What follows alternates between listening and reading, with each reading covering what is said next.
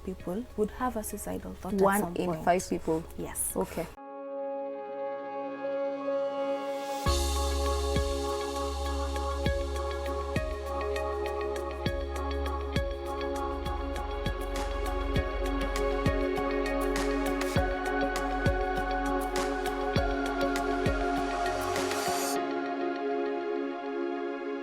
Suicide ni vile wase ujinyonga, ujitoa maisha. It's your mind telling you that a solution to your mental state is just not being here anymore. It's all in your head. Like you don't understand what the person is saying, is a feeling or facing. So I feel like people assume that as, so to say, Africans, we can't experience such kind of things because it's not a thing that is talked about. So yeah, all in your head. Mtu msee uona like ame lose hope, kama like ukiwa unemployed and you have to hustle for your family, inakuwa so hard ku sustain familia yako. Maybe kama uko na familia na ni kijana, so inakuwa very hard ku nini, unaamua tu you like you need just to quit, because sometimes it's hard to ku believe, yani ku accept reality venye iko, so unaamua ku quit. Having an open relationship with parents it's kind of an easier way out, so to say, because if you're in a situation where you can talk to your parents about such kind of things, it's going to be easy. Or if your parents give you the platform for you to talk about such kind of things, it's not going to be hard on you. Yes, they will like notice mood changes and you feeling like not doing anything anymore, but yeah, I feel like having that kind of environment where parents can be able to talk about such things and not inflict or be like, you're not making sense or whatever, this is a demon or whatever they call it. Yeah. So, yeah, I think parents do affect. Msee anaamua kuspend kwa mfano kwa ngeusi hivi, alafu saa ngeusi pia anaamua kumwacha. Saa hii heartbreak, boy child is withstand hii kitu, anaamua kujitoa uhai sasa. It might be the easiest way, but not the proper way to do things, so to say. Welcome to another episode of State of Mind. My name is Dr. Rogoro Kimani, your host today. We're having an interesting discussion on suicide and why it's on a high at this time specifically. I'm having an interesting guest, but I'll leave the introduction to her. So if you'd like to join us on this discussion on Facebook, you can do so on Switch TV Kenya, Twitter, Switch TV Kenya, Instagram, Switch TV KE, and YouTube, Switch TV Kenya. So on to our guest, Pendo Ochola. Tell us about yourself. Thank you. I'm first of all honored to be in this show today. Yeah. Pendo Ochola, as you've said, I am a hospital psychologist and a digital content strategist at Chiromo Hospital Group, which is a leading psychiatric facility in Kenya. Yeah, and I'm more than happy to have this conversation today. Okay, thank you. Thank you so much for coming today. So tell us, how did you land in the mental health space? Right. I would say great inspiration from someone who's already in the field, someone close to me. And when I had her talking about her experience, I felt like this is a space that I would really like to be. So straight off high school, I knew that I wanted to be a psychologist. Okay, good. Beautiful. Yes. So how has the experience been so far, working as a psychologist, dealing with people who are having suicidal ideations? Because our discussion today is about suicide and why it's on an all-time high at this point. How has been experience been for you so far? I would say that this is a field that is facing a lot of stigma. Okay. And in that, experiences vary from one to another. At the end of the day, it's the fulfillment that comes with that drives me. So it's one that has a lot of setbacks at times, but the fulfillment is definitely worth it. Being able to help someone through a tough fit that they're going through. Okay. You guys are doing a beautiful job. As psychologists are saving the world, and having suicide getting really high, we need people to seek mental health, consultations from psychologists, from psychiatrists. And so having you on this show is going to give us the right insights that we require in regards to suicide. So let me ask, for someone to become suicidal, what gets them to that point? What tips of someone to make them want to die? Well, I would say that as human beings are dynamic, the things that would drive someone to that space are very different Yes. and very complex. And it's not always about seeking an answer per se, Yeah. but more of easing what they're feeling. A lot of times it moves around a lot of emotional and sometimes physical pain as Okay. well. Okay. But also in the same conversation, there are some risk factors Okay. that would predispose someone to, you know, suicidal thoughts and ideation. And suicidal Yes. ideations. Yes. Okay, good. So tell us, ideally, you know, there's what we call suicidal attempts, suicide itself. So tell us, ideally, what is suicide? What is suicidal? What's the difference between suicide and suicidal ideations and also suicidal attempts? What are the differences? Right. So suicide is when someone does something, an act, to harm themselves Yes. with the goal of dying. Yeah.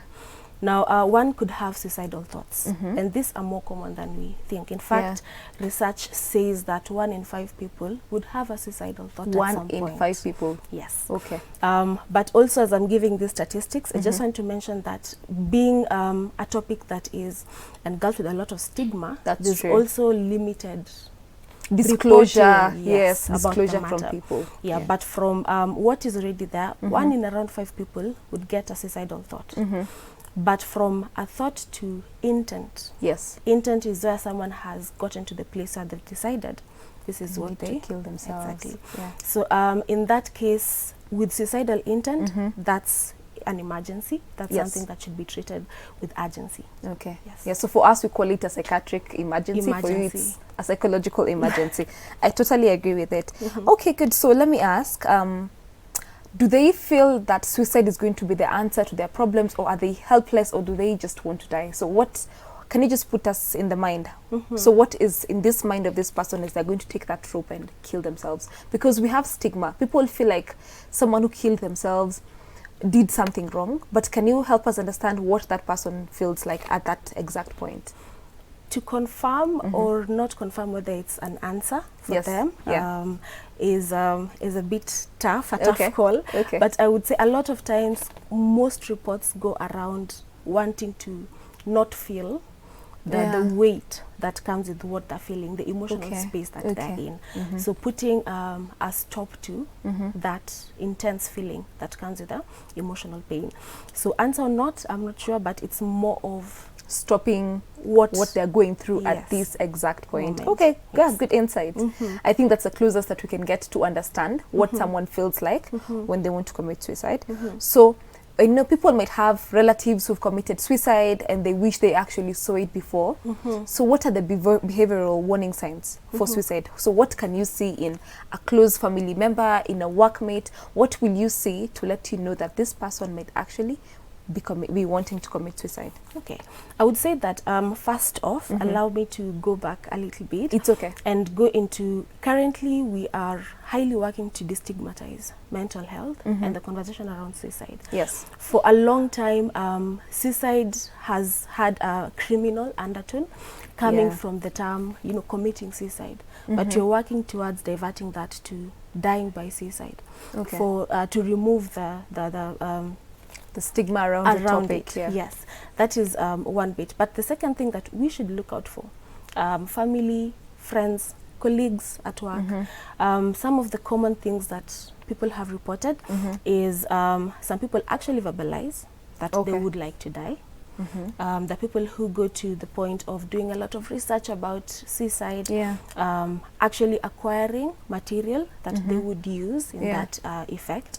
To some people, you'd see planning succession, doing the wills, Okay. contacting family, saying goodbyes. These are some things that have been reported. Yes. And in some people, you'll see some risky behavior, increased alcohol or substance use, Yes. very risky driving, and things like that. Activities that would put them at Yes. risk. At risk. Yeah. Yeah, but you could also look at withdrawing from people. So this Yeah. person used to be very accessible, but now no longer available to attend social events and things Yeah, like that. yeah. So withdrawing is also another thing that you could look out for. Okay, Yes. okay. So you're trying to reach out to them, they're not picking up their calls, they're no longer showing up at work. Yes. So those are telltale signs that you could actually pick up from someone who's actually looking to committing suicide. Thank you for that. So also tell us now, what do you do if you pick that up in a person? So what would you do is, for you as a psychologist, I know you will probably want to talk to them, probably give them, some medication. But then as a layman, someone back at home, what are they going to do about it? Well, often it has been said that asking someone if they are thinking of doing it would put the idea in their mind, but this is actually not factual. Yeah. Research shows that asking someone would present an opportunity for them to talk about it. So it could be something that is very direct to have you been having thoughts around suicide, to create an opportunity for them to talk about it. Yeah. Also, as you're doing that, as much as you're having a very direct approach, it's important to not be judgmental. Someone could take the tone of, I hope you're not thinking of doing something that you're going to regret, or something that's going to hurt your family. Having that tone would shut off the line of communication. Yes. Would not create a safe space for someone to talk about it. So asking about it, creating that space for them to talk about it, and listen. Not creating that space to shut it down or to, but creating a space where someone feels free to say why they're in that space. Yeah. It's not your part to judge the process that they're going through. That's the first step. Okay. And then after that, you could link them to, someone who would be of support to them. Yeah. So this could be a counselor from somewhere, a psychologist from a hospital, a psychiatrist, even a doctor. They would be able to make the linking to the right professional to offer support to this person. Okay. Yes. Yeah, to offer support, to offer medications, because some drugs actually help with alleviating those negative thoughts and negative plans in some people. And just to add on that, it's okay. A lot, often than not, these days, we see people talking about it on social media.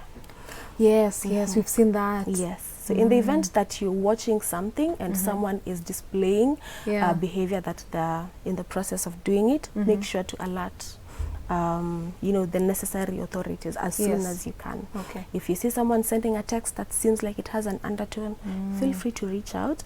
But also, a lot of these social media platforms have guidelines that support in that process. So that's another avenue that you can also be in support in terms of preventing suicide.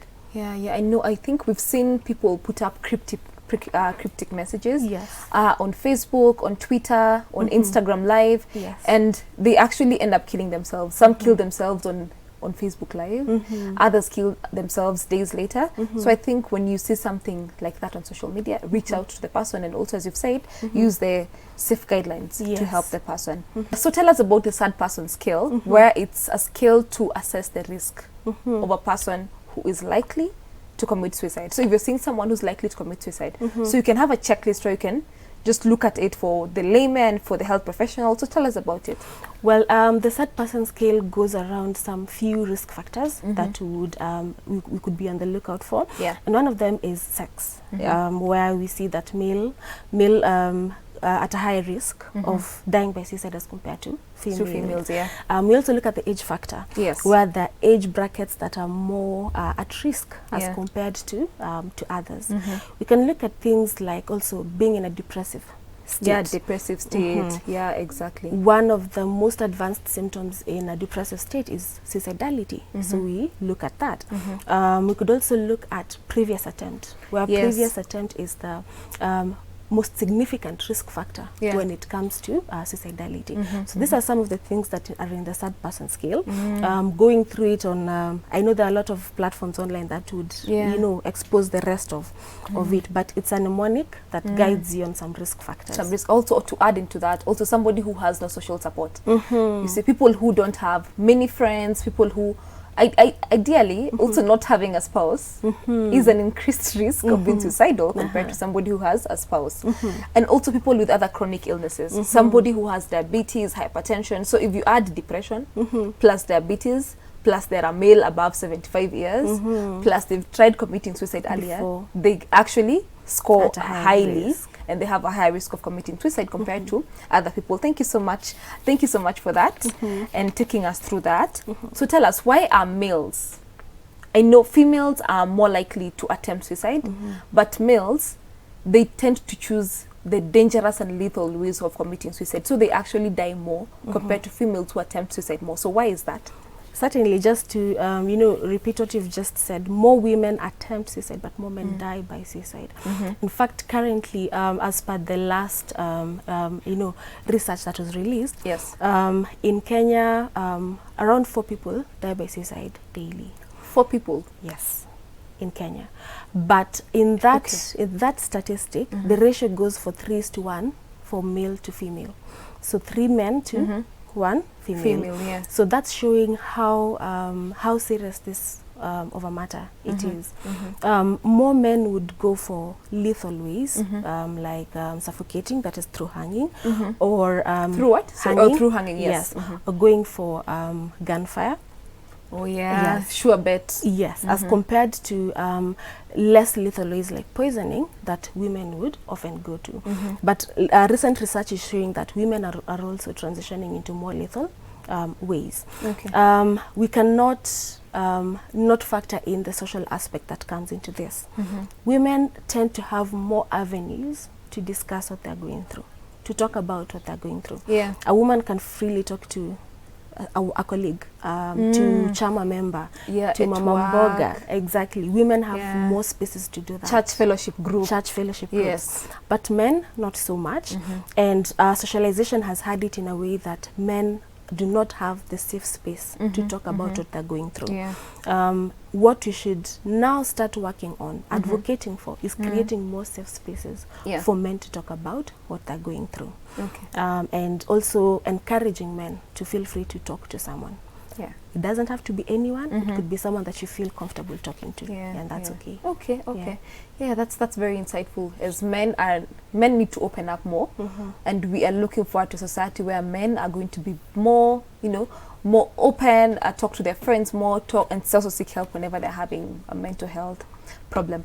So let me ask you, so what is the most common cause of suicide? So an example is it lack of money? Is it the mental health problems? Is it societal stress? You probably lacked a job. So according to your analysis and your practice, what have you found is the most common cause of suicide? I would not put it necessarily as the most common bit of it, but I would mention some few things that have seen to lead to that point. Yes. Some of them include interpersonal challenges. So say you're having strained relationships within your family, you're having a strained relationship with a partner, you've lost someone very dear to you. Yeah. We could also look at loss in other ways. You've lost a job, you've lost an opportunity that was dear to you.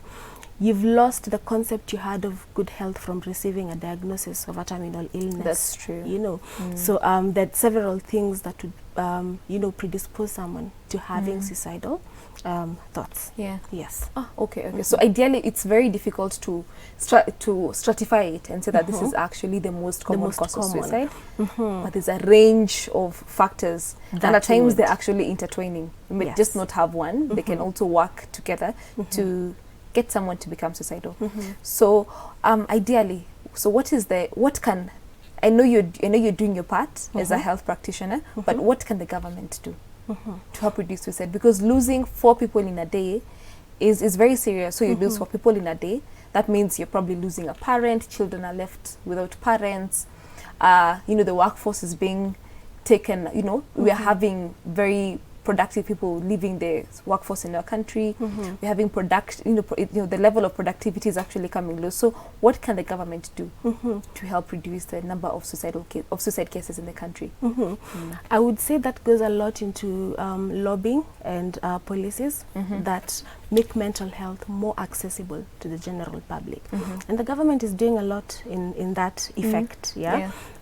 Creating spaces where people can now easily access mental health services. Not just that, but also actively discussing the matter.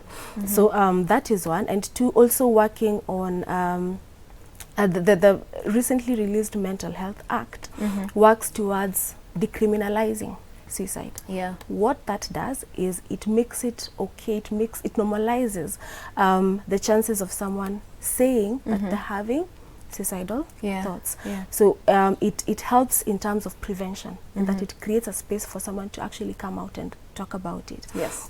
Instead of having this dark cloud over the concept of suicide, which would make people step back instead of step forward and talk about it. Talk about it and Yes. actually get help. Okay, so there are many myths around suicide. So, you know, you hear the father to a person died through suicide, the mother also, the brothers. So is suicide hereditary? Because people really, really worry about this. So is it hereditary?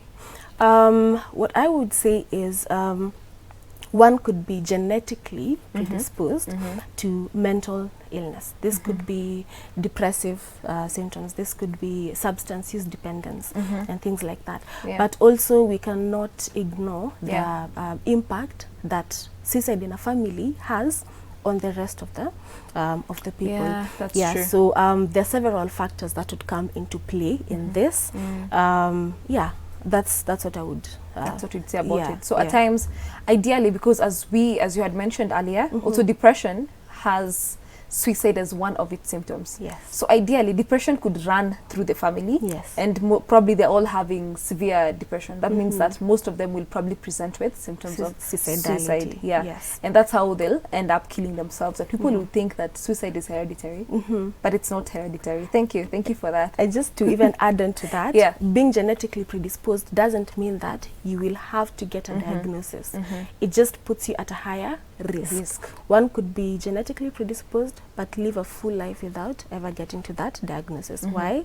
Environmental factors could also play a role in this. So majorly what you're saying is that psychosocial support is extremely important in trying and helping a person who has been who has had an attempt of suicide, get through it and not get back there again. Okay, so thank you so much, Pendo Ochola, for joining us today. Would definitely like to have you here again to discuss such serious topics, making them very clear, and also educating our audience, who we're very glad have joined us today. So see you next time. And yeah, we really admire your content and your knowledge. So thank you so much for joining us today on State of Mind, on discussing suicide and why it's on an all-high time at this particular time. So please leave us your comment, give us your feedback, and let us know what you've learned from the show. Thank you.